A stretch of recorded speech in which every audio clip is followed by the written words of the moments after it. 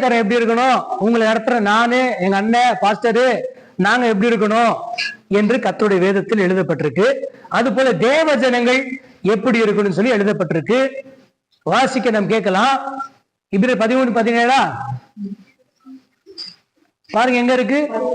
வாசிங்கம்மா. எத்தனையோ முறை இந்த செய்திகளை கேட்டிருப்பீர்கள். ஆனாலும் அதெல்லாம் இன்னைக்கு என்ன பண்ணுங்க, லப்பர் வச்சு பென்சில் எழுத அழிச்சிட்டு மறுபடியும் புதுசா உங்க மனசுல எழுதிக்கணும். Hebrews chapter 13:17. உங்களை நடத்துகிறவர்கள் உங்கள் ஆத்மாக்களுக்காக உத்தரவாத பண்ணுகிறவர்களாய் எழுத்திருக்கிறபடியா அவர்கள் துக்கத்தோடு அல்ல சந்தோஷத்தோடு அதை செய்யும்படி அவர்களுக்கு கீழ்ப்படிந்து அடங்குங்கள். ஹல்லேலூயா. அவர்கள் அப்படி செய்தால் அது உங்களுக்கு பிரயோஜனமாய் இருக்க மாட்டாது. ரொம்ப முக்கியமான ஒரு வார்த்தை இப்ரியர் புத்தகத்தில் 13ஆம் அதிகாரம் 17. வேகமா நான் உங்களுக்கு தேவனுடைய வார்த்தை எவ்வளவு சீக்கிரமா சொல்ல முடியுமோ அவ்வளவு சீக்கிரமா நான் சொல்லிடுறேன், நீங்க மனசுல வச்சுக்கணும். இந்த வசனத்துல 2 பேரை குறித்து கர்த்தர் பேசுகிறார். 2 பேரை குறித்து பேசுற, ஒண்ணு ஊழியக்காரனை பற்றியும், 2வது விசுவாசியை பற்றி கர்த்தர் பேசுகிறார். ஒரு தேவனால் அபிஷேகம் பண்ணப்பட்ட, தேவனால் அழைக்கப்பட்டு, தேவனால் அங்கீகரிக்கப்பட்டு, தேவனால் அபிஷேகம் பண்ணப்பட்டு, தேவனால் அனுப்பப்பட்ட ஒரு தேவனுடைய மனிதன் எப்படி இருக்கணும் என்பதை வேதம் திட்டமும் தெளிவாய் சொல்லுகிறது. அது போல தேவனால் அழைக்கப்பட்டு, தேவனால் அங்கீகரிக்கப்பட்டு, தேவனால் அபிஷேகம் பண்ணப்பட்டு, தேவனால் நியமிக்கப்பட்டு அனுப்பப்பட்ட தேவனுடைய ஊழியக்காரர்களுக்கு தேவ ஜனங்கள் எப்படி இருக்க வேண்டும் என்று ஆவியானவர் பேசியிருக்கிறார். ஒண்ணு, தேவனுடைய ஊழியக்காரர்கள் எப்படி இருக்கணும். 2வது, தேவ பிள்ளைகளாக இருக்கிற விசுவாசிகள் எப்படி இருக்கணும். ரொம்ப முக்கியமான வார்த்தை. இந்த வார்த்தை இன்னைக்கு நமக்குள்ள எழுதப்பட வேண்டும். ஊழியக்காரனுடைய இருதய பலகையில் எழுதப்பட வேண்டிய வார்த்தையும், ஒரு தேவ பிள்ளை என்று சொல்லப்படுகிற விசுவாசியின் இருதய பலகையில் எழுதப்பட வேண்டிய வார்த்தைகள் இங்க எழுதப்பட்டிருக்கு. இந்த வாழ்க்கை வேற படிப்பதற்காக மாத்திரமல்ல, வேற தியானிப்பதற்காக மாத்திரமல்ல, இந்த வார்த்தை நம்முடைய செயல்முறையில காண்பிப்பதற்காக எழுதப்பட்டிருக்கிற வார்த்தை. படித்தல் வேற, தியானித்தல் வேற, செயல்படுதல் என்பது வேற.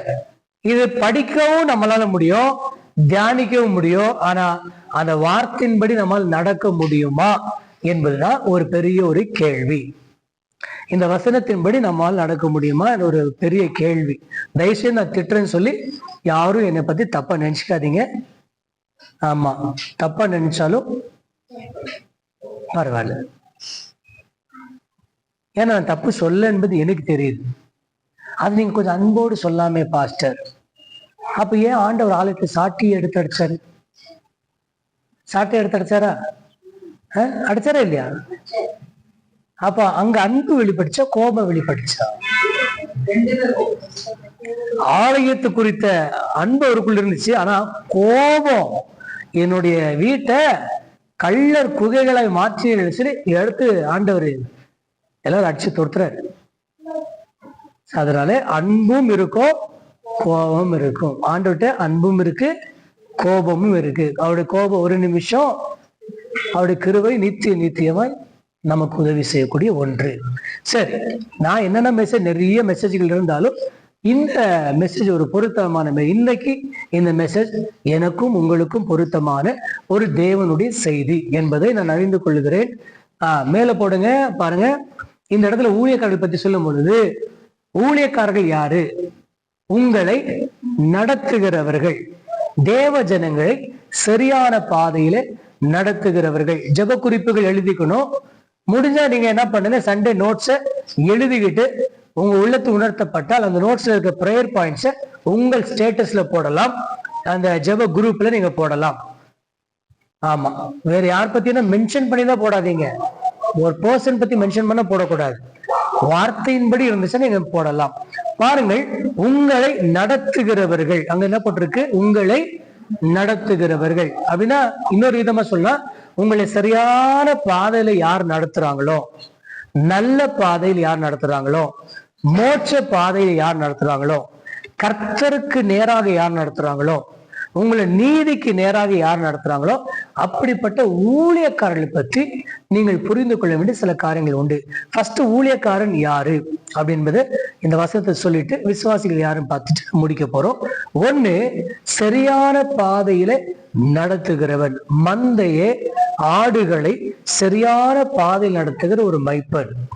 ஆடுகளை சரியான ஒரு பாதையில நீங்க எழுதிக்கணும். சரியான பாதை, நல்ல பாதை, மோட்ச பாதை, இயேசு கிறிஸ்துவுக்கு நேராக வழி நடத்துகிற ஊழியக்காரனை பத்தி கர்த்தர் பேசுறார். அப்ப நீங்க ஜெபிக்க வேண்டிய குறிப்பு, எனக்காக, பாஸ்டருக்காக, எங்களை போன்ற தேவனுடைய ஊழியர்களுக்கு நீங்க ஜெபிக்கணும். ஆண்டவரே, எங்களை நடத்துகிறவர்கள் அவர்கள் சரியான பாதையில எங்களை நடத்தணும், நல்ல பாதையில அவங்க எங்களை நடத்தணும், மோட்ச பாதையில எங்களை நடத்தணும், பரலோக பாதையில எங்களை நடத்தணும், சத்தியத்தின் பாதையில எங்களை நடத்தணும். சத்தியத்தின் பாதை, சத்தியத்தின் த வே ஆஃப் ட்ரூத், சத்தியத்தின் பாதையில எங்களை நடத்தக்கூடியவர்களா அவங்களை மாற்றுங்க அப்படி நீங்க ஜெபிப்பீர்களானால் கர்த்தர் செயல்படுவார். ஆமென், அல்லேலூயா. சனிக்கிழமை சர்ச்சில் அந்நிய பாஷை பிரேயர் இருக்கும், நீங்க கலந்து கொள்ளுங்கள். ஈவினிங்ல நீங்க சகோதரிகளை கேட்டு நீங்க தெரிஞ்சுக்கலாம். கர்த்தருடைய ஆவியின் நம்மோடு பேசுவார். அப்போ சத்தியத்தின் பாதையில நம்ம நடத்தக்கூடிய ஊழியக்காரர் நீங்க சொல்லணும், ஆண்டவர் எங்களுக்கு நீங்க கொடுக்கப்பட்ட ஊழியக்காரர்கள் சத்தியத்தின் பாதையில எங்களை நடத்தணும் ஆண்டவரே அப்படின்னு ஜெபிக்கணும். சில பிரசங்கியார் மேடையில நிற்கக்கூடியவர்கள் என்ன பண்ணுவாங்கன்னா, ஜனங்களுக்கு நல்லா போதிப்பார்கள், நல்ல உபதேசம் பண்ணுவாங்க, நல்ல சத்தியத்தை சொல்லுவாங்க. ஆனால் எல்லாருக்கும் சொல்லிட்டு இவங்க என்ன பண்ண மாட்டாங்க, அந்த பாதையில நடக்க மாட்டார்கள். அந்த பாதையில நடக்க மாட்டார்கள் சொல்லும் போது எனக்கு ஒரு யோசனை, ஒரு ஞாபகம் வருது. என்னன்னா, ஒரு சர்ச்சில் ஒரு பாஸ்டர் பிரசங்கம் பண்ணிட்டு இருக்கும்போது திடீர்னு ஒரு அநியாயமா ஒரு உயிரை கொலை பண்ணி, கோழியை பத்தி சொல்றாரு. ஒரு உயிரை கொலை பண்ணி நீங்க எல்லாம் சாப்பிட்றீங்களே, ஒரு ரத்தம் பாவம், அது ஒரு ஜீவனை கொலை பண்ணி சாப்பிட்றீங்களே, இனிமே யாருமே நான்வெஜ் சாப்பிடக்கூடாதுன்னு பிரசங்கம் பண்றாராம். ஒரு உங்களுக்கு புரிந்து கொள்றதுக்காக சொல்றேன். பாஸ்டாமாக்கு ஒரே குச்சி பின்னாடி, அப்பா இன்னைக்கு வேலை எனக்கு மிச்சம், இன்னைக்கு எனக்கு வேலை மிச்சம் அப்படின்னு இவங்க நினைச்சிட்டாங்க. எல்லாரும் விசுவாசிகள் கேட்டோன்னா கண்ணீர் ஒப்பு கொடுக்குறாங்க. பாஸ்டர் சொல்லிட்டாரு, ஒரு உயிராச்சு சாப்பிடக்கூடாது அப்படின்னு சொல்லிட்டாரு, இனிமே நம்ம உஷாராக்கணுன்ட்டு எல்லாம் சர்ச்சு முடிச்சு வீட்டுக்கு போயிட்டாங்க. பாஸ்டர் போயிடுறாரு, ஏமா கறி குழம்பு செய்யல அப்படின்னு கேட்கிறாரு. என்ன கேட்கிறாரு? கறி குழம்பு செய்யலையா? அதுக்கு ஏங்க சர்ச்சில் நீங்க தானே சொன்னீங்க, என்ன சொன்னீங்க, ஒரு உயிரை வெட்டி அச்சு சாப்பிடலாமா நீங்க கேட்டீங்களே, இனிமே சாப்பிடக்கூடாது சொன்னீங்களேங்க, நல்ல வார்த்தை சொன்னீங்களே. அடி போடி பைத்தியக்காரி அப்படின்னு சொல்லிவிட்டு என்ன சொன்னாரு, உபதேசம் ஊருக்கு நமக்கு இல்ல அப்படின்னு சொன்னாரா. இங்க சொல்லப்பட்டிருக்கு அது இல்லை அப்படின்னா எது என்ன சொல்ல தெரியுதா? எல்லாருக்கும் சொல்லுவாங்க, ஆனா இவங்க அப்படி இருக்க மாட்டாங்க. நீங்க சொல்லணும், எங்க ஊழியக்காரர்கள் அப்படி இருக்கக்கூடாது ஆண்டவரே. ஜபிக்கல தப்பு இல்லை, எங்களுக்கு கொடுத்த ஊழியக்காரங்க அப்படி இருக்க கூடாது. எது சொல்றாங்களோ அதை அவங்க செய்யணும், அதை நாங்க கடைபிடிக்கணும். பவுல் சொல்றாரு ஒரு வார்த்தை, பவுல் சொல்றாரு, என்ன சொல்றாரு தெரியுமா? கிறிஸ்து இயேசுவை நான் பின்பற்றுகிறபடினாலே நீங்கள் என்ன பண்ணுங்க, என்னை பின்பற்றுங்கள். யாரும் சொல்ல முடியுமா? இப்ப உதய வச்சுக்கங்க, நான் இயேசுவை பின்பற்றுகிறேன், நீங்க என்ன பின்பற்றுங்க சொல்ல முடியுமா? மத்தங்கிட்ட என்ன சாம் சொல்லுவேன் சாம், நம்ம எல்லாம் இயேசுவை பின்பற்றுங்கள் சொல்ல தவிர நம்மளை பத்தி நமக்கு தெரியாதா, நாம எப்படிப்பட்ட ஆளுன்னு, நான் எப்படிப்பட்ட ஆளுன்னு. ஆனா ஒண்ணு பவுல் சொல்றாரு, நான் கிறிஸ்து இயேசுவை பின்பற்றுகிறபடியால் நீங்கள் என்னை பின்பற்றுங்கள் அப்படின்னு நடத்துற. என்ன பின்பற்ற, நான் எப்படி இயேசுவை பின்பற்றுகிறேனோ எனக்குள் இருக்கிற இயேசுவை நீங்கள் பின்பற்றுங்கள் என்கிற வார்த்தை தான் அவர் சொல்ல வர்றார். உங்களை நடத்துகிறவர்கள் சரியா இருக்கிறாங்கன்னு நீங்க பார்க்கணும். உங்களை நடத்துகிற ஊழியக்காரங்க சரியா இருக்கிறாங்களா அப்படின்னு நீங்க பார்க்கணும். வேற இந்த சர்ச் மட்டும் இல்ல, ஹோல் இந்தியா, இந்த உலகம் முழுவதற்கு எல்லா சபைகளையும் உங்க கண் முன்னாடி கொண்டு வந்து, அது பெண்டகோஸ்ட் சபை இருக்கட்டும், ஏஜி சபை இருக்கட்டும், ரோமன் கேத்தலிக் சபை, சிஎஸ் சபை, எந்தெந்த சபைகள் இருக்கு எல்லா சபைகள் கண் முன்னாடி வந்தா நீங்க சொல்லணும், ஆண்டவர் ஃபாதருங்க, பிஷப்புங்க, கழுத்துல பட்டி போட்டா பிஷப்பு, அங்கி போட்டா ஃபுல்லா போட்டா ஃபாதரு. இந்த மாதிரி நிறைய விஷயங்கள் இருக்கு. வஸ்திரத்தினால காட்டக்கூடாது, செயலில் காட்ட வேண்டும். சூட்டு போட்டுறாங்க, இன்னைக்கு பாஸ்டர் சூட்டு போட்டு அதுக்கு ஒரு மரியாதை. ஆனா அதுல இல்ல ஒரு தப்புன்னு சொல்ல வரல. ஆனா அவங்களுடைய வார்த்தைகள், அவங்களுடைய குணங்கள், அவங்களுடைய செயல்கள், அவங்களுடைய கிரியைகள் ரொம்ப முக்கியம். அதுல சரியா நடக்கணும்.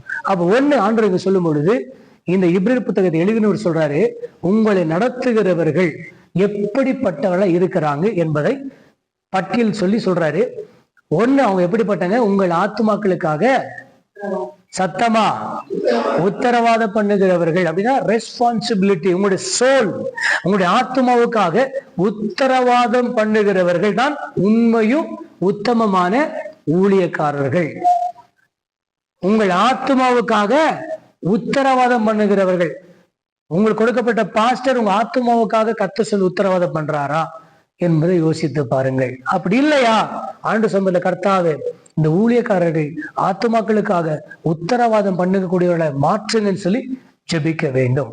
எங்கள் ஊழியக்காரர் எங்கள் ஆத்துமாக்களுக்காக உத்தரவாதம் பண்ண வேண்டும் என்று சொல்லி ஜெபிக்க வேண்டும். எத்தனை பேர் ஆமென் சொல்றீங்க? நம்புறீங்களா? இந்த ஜீசஸ் மிராக்கிள் சர்ச் ஒரு உத்தரவாதம் எடுக்கிற சபை. அல்லேலூயா. ஏன்னா ஆமீன் வரமாட்டேன். இந்த இடத்துல உங்கள் ஆத்துமாக்களுக்காக உத்தரவாதம், ரெஸ்பான்சிபிலிட்டி. சத்துரு எப்போ வரா, எங்க வரா, எப்படி வரா, என்ன கண்ணி வைக்கிறான், ஒரு குடும்பத்துல என்ன பிரச்சனை கொண்டு வர, என்ன சோதனை கொண்டு வர, என்ன வியாதியில தாக்கலான்னு பாக்குற எல்லாத்தையும் அறிந்து அந்த ஆத்துமா காப்பாற்றுவதற்காக தேவனை நோக்கி உத்தரவாதம் பண்ணுகிற அபிஷேகமுடையவர்கள், உத்தரவாதம் பண்ணுகிற அழைப்புடையவர்கள் தான் உண்மையான உத்தமமான ஊழியக்காரங்க. அல்லேலூயா. அதனால நீங்க ஜெபிக்கணும், ஆண்டவரே எங்கள் ஆத்துமாக்களுக்காக உத்தரவாதம் பண்ணுகிற அபிஷேகம் அவர்களுக்குள் அதிகரிக்கப்படட்டும் சொல்லி கர்த்தரை நோக்கி நீங்க ஜெபிக்கணும்.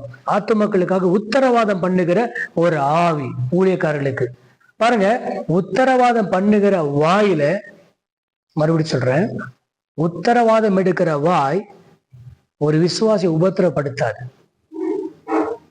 உத்தரவாதம் பண்ணுகிற நாவு உத்தரவாதம் பண்ணுகிறவர்களை என்ன பண்ணாது?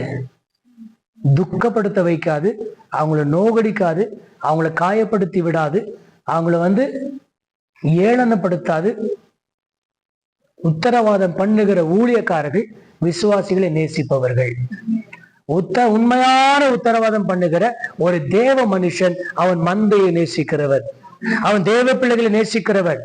அப்ப தேவ பிள்ளையை நேசிக்கிற ஒருவரால நேசிக்கக்கூடிய அந்த நபரை தப்பான விதத்துல பரப்ப முடியாது. அப்படி பரப்பினால் அவன் உத்தமான ஊழியக்காரன் அல்ல, நானா இருந்தாலும் சரி. ஆனா சில குறைபாடுகள் பேசிக்குவோம், அது வேற. ஆனால் எப்பொழுதுமே ஒரு ஆத்துமாவுக்கு விரோதமாய் நினைத்து யோசித்து பேசாது. அப்படிப்பட்ட ஒரு ஊழியக்காரருடைய அபிஷேகம் நமக்கு வேணும், நீங்க கேட்கணும். ஆகவே உண்மையாகவே உத்தரவாதம் பண்ணுகிற தேவ மனுஷன் மந்தைக்காக, ஆத்மாவுக்காக, ஆடுகளுக்காக, அந்த எல்லா குடும்பங்களையும் நேசிக்கிறவனா இருப்பான். நேசித்து தேவனை நோக்கி அந்த ஆடுகளுக்காக பரிதபிப்பான். 100 ஆடுல 99 ஆடு இருக்கு, ஒரு ஆடு காணும். மைப்பன் என்ன பண்ணாரு?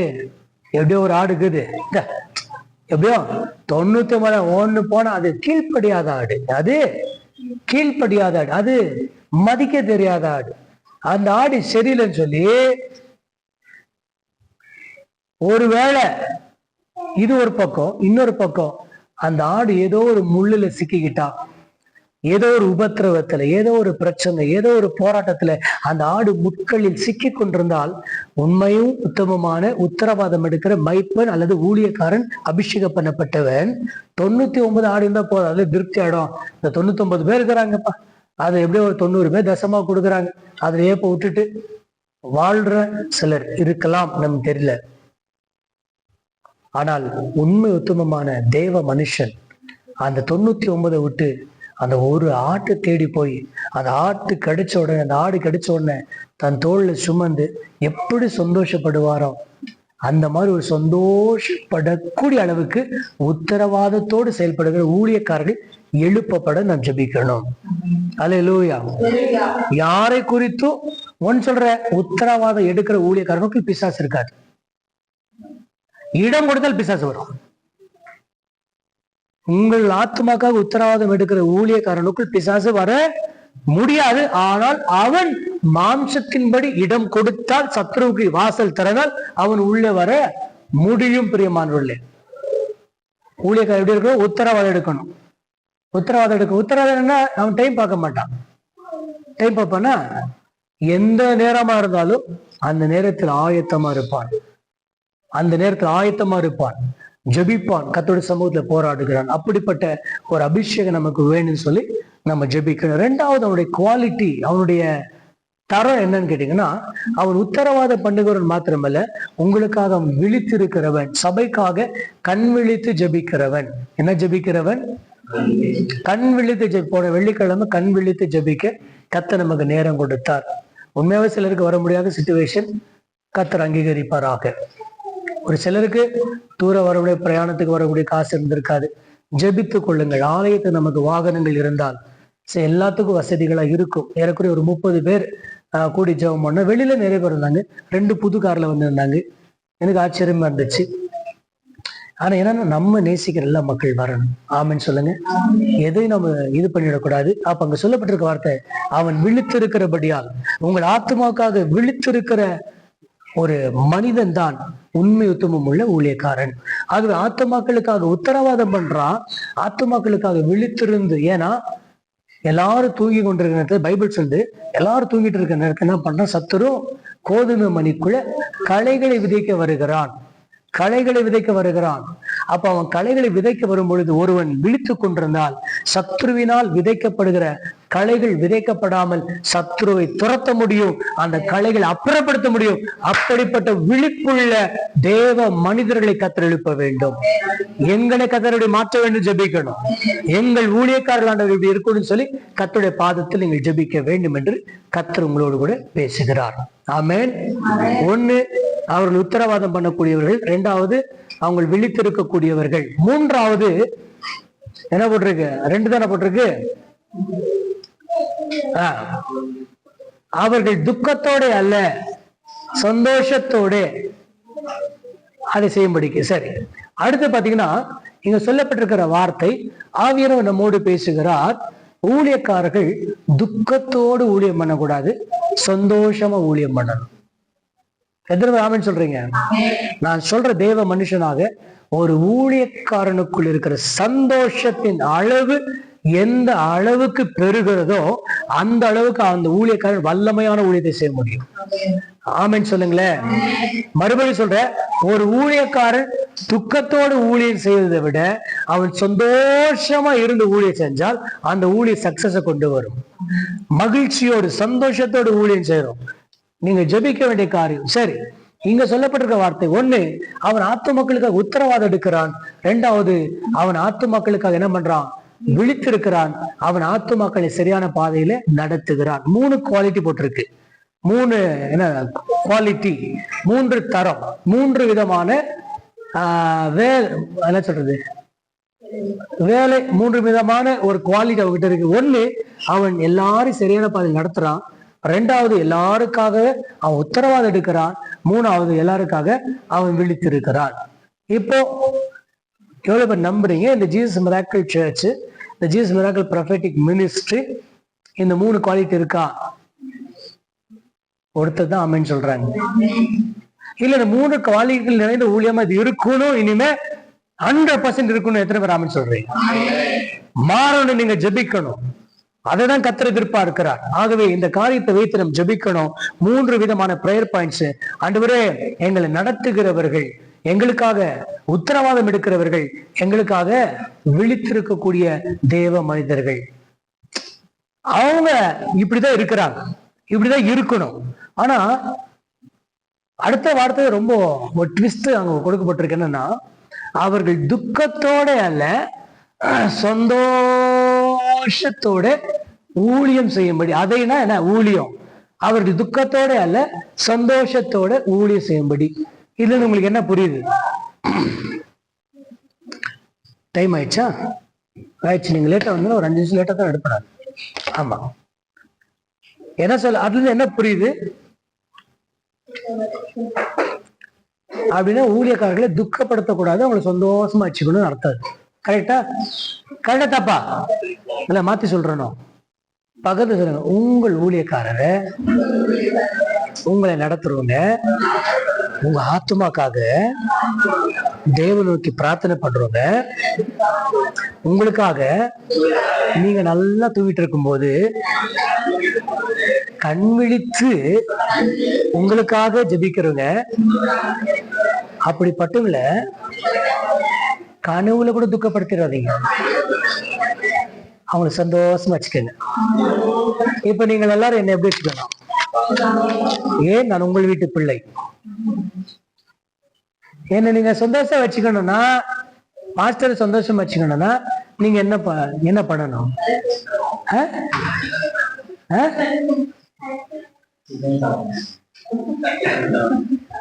துக்கப்படுத்தாம இருந்தாலே அவங்க சந்தோஷமா இருப்பாங்க.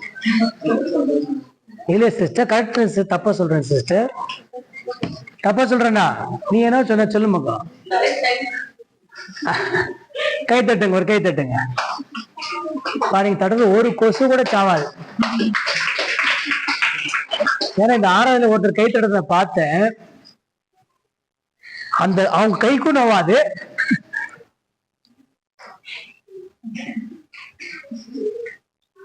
அது எவ்வளவு சத்தம் வந்து பாருங்க.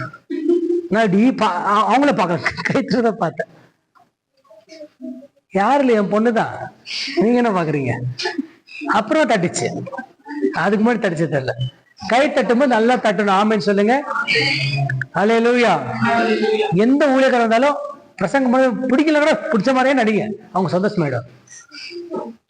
சந்தோஷப்படுத்த ஊழியக்காரர்களை சந்தோஷப்படுத்தணும், துக்கப்படுத்தக்கூடாது. விசுவாசிகள் ஊழியக்காரர்கள் துக்கத்தோட அவங்க ஊழிய செஞ்சா அது நமக்கு ஆசீர்வாதமா இருக்காது. அப்ப ஊழியக்காரர் சந்தோஷமா வச்சுக்கணும். சில ஊழியக்காரர் சந்தோஷமா இருக்கணும். என்ன பண்ணோம்? எங்க பாஸ்டர் நாங்க சந்தோஷமா வைக்கிறதுக்கு சில நேரங்கள் என்ன பண்ணுவோம்னா, இப்ப அதை நான் புரிந்து கொள்ற விதத்தில் சொல்றேன். எங்க பாஸ்டர் ஐயா அவங்கள சந்தோஷமா போறதுக்கு நாங்க என்ன பண்ணுவோம்னா, பைபிள் ஸ்டடி எடுப்பாங்க. அந்த நேரத்துல பாஸ்டர் ஐயா கூட்டம் போயிட்டு பஜ்ஜியும், ஆலு பஜ்ஜி, வாழைக்காய் பஜ்ஜி, பருப்பு வடை, உளுத்த வடை அப்படி வாங்குறது ஒரு டீ. எங்க பாஸ்டர் நாங்க வந்து அப்படியே கவர் பண்ணிடுவோம். இன்னைக்கு அவர் இல்லை, அங்க பரலோகத்தில் இருக்கிற கர்த்தருக்கு ஸ்தோத்திரம். ஏன்னா நான் ஒரு ஆசை, ஒரு அன்பு. இங்க கூட சில பேர், ஒரு சிலர் வரும்போது கடலை மிட்டாய், கலக்கா, மிக்சரு, பப்ஸு, சிலதெல்லாம் கேக்கு, இதெல்லாம் கொண்டு வரீங்க. கர்த்தர் உங்களை ஆசீர்வதிப்பார். ஆமென். இன்னைக்கு என்ன கொண்டு வந்திருக்கீங்க நான் கேட்க போறது இல்லை, சந்தோஷமா வச்சுக்கணும். ஆமென் சொல்லுங்க. எங்க பாஸ்டர் ஒரு ஜூஸ் பாட்டில் கொடுத்துட்டு கடலை கொடுத்துட்டோம்னா, மசாலா கலக்கா கொடுத்துட்டாங்கன்னா அவருக்கு ஒரு சந்தோஷம். இந்த மாதிரி ஊழியக்காரரு கபாப் கொடுத்து நீங்க சந்தோஷம் பண்ணலாம், பணம் கொடுத்து சந்தோஷம் பண்ணலாம், அவங்களுக்கு ஜெபித்து நீங்க சந்தோஷப்படுத்தலாம், எப்படி வேணாலும் சந்தோஷப்படுத்தலாம். நம்ம ஜான் இன்னைக்கு இல்ல, அவர் தான் அவங்க வித்தியாசமான விதத்துல சந்தோஷப்படுத்துவான் சில நேரத்துல. அவங்களோட அபிஷேகம் அந்த மாதிரி. ஆமா, என்ன ட்ராப் பண்ணிடுறீங்களா? சரி வாடா ட்ராப் பண்றேன். நேற்று பஸ் ஸ்டாண்ட் கிட்ட கேட்கறான்னா கார்பரேஷன் கிட்ட கேட்கறான் நைட் 9 மணிக்கு மேல. இல்ல ராஜா, இல்ல நீ இதுக்கு எனக்கு சம்பந்தம் இல்லைன்ற. அப்ப என்ன சொல்ல வர, ஊழியக்காரர்களை சந்தோஷமா வச்சுக்கணும். இன்னைக்கு சபைக்கு ஒரு அபிஷேகம் வேணும், ஊழியக்காரர்களை சந்தோஷமா வைக்கிற அபிஷேகம் வேணும். ஆமென். அப்ப ஊழியக்காரர் துக்கப்படக்கூடாது, அவர் சந்தோஷமா இருக்கணும். என்ன வேணா பண்ணுங்க, தப்பு இல்ல, நல்லது மாத்திரம் பண்ணும். ஆமென். அல்லேலூயா. அப்ப அங்க நம்ம எஸ்தர் சிஸ்டர் கடைக்கு போனாங்க, சிலத்துக்கெல்லாம் காசு வாங்க மாட்டாங்க. ஆமா, பரவாயில்ல பிரதர் சொல்றாங்க. அப்போ எங்களுக்கு ஒரு சாட்டிஸ்ஃபை எனக்கு. ஏன்னா இன்னொன்னு பணம் கொடுத்தா வாங்கணும் சட்டத்தின்படி, அதான் கரெக்ட். சில நேரங்கள்ல கர்த்தர் ஆசீர்வதிப்பார். என்னம்மா டைம் முடிஞ்சிச்சம்மா? ஆமா, இது எனக்கு துக்கத்தை கொண்டு வரதா சந்தோஷத்தை கொண்டு வர? நீங்க பதில் சொல்லுங்கள். சரி, ஊழியக்காரனை பத்தி கேட்டு விசுவாசி பத்தி கேட்டு இல்லாமா? இப்ப வேண்டாம், அடுத்த வாரம் கேட்கலாம். அப்பா என் ஆத்மாவே புரிஞ்சிச்சா? நீங்க லேட்டா வந்தால செய்தி கொஞ்சம் ஷார்ட் ஆயிடுச்சு. ஜான்சி சிஸ்டர் அவங்க போக வேண்டிய கட்டத்துல போயாயிடுச்சு. அது அடுத்த வாரம் அப்படி இருக்காது. சீக்கிரம் வந்தீங்கன்னா 10:30 10:45 என்னுடைய அகாரத்தில் இருந்தால் கர்த்தருக்கு ஸ்தோத்திரம், என் டெக்ஸ்டர்ல இருந்த ஸ்தோத்திரம். கர்த்தர் உங்களை ஆசீர்வதிப்பார். புரிஞ்சிருக்கேன்னு நினைக்கிறேன். 4 விஷயம் சொல்லிட்டேன் உங்ககிட்ட. 1, நீங்க ஜெபிக்கிறது எங்க ஊழியக்காரங்களை எங்களை சரியான பாதையில நடத்தணும். நம்புறீங்களா? நானும் அண்ணன் உங்களை சரியான பாதை நடத்திட்டு இருக்கிறோமா? அதுல இடி சொல்லுங்க, ஆமா ஆமா ஆமான்னு சொல்லுங்க. ஏதோ ஏதோ ஏதோ அப்படின்னு சொல்லாதீங்க. ஆமா பக்கத்துல உங்க ஊழியக்காரு உங்களை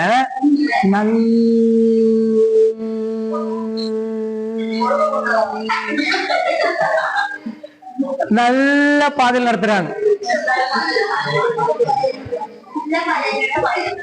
ஆமா, ஊழியக்காரர் நடத்துற விதத்தை கவனி. கர்த்தர் உங்களை ஆசீர்வதிப்பார்.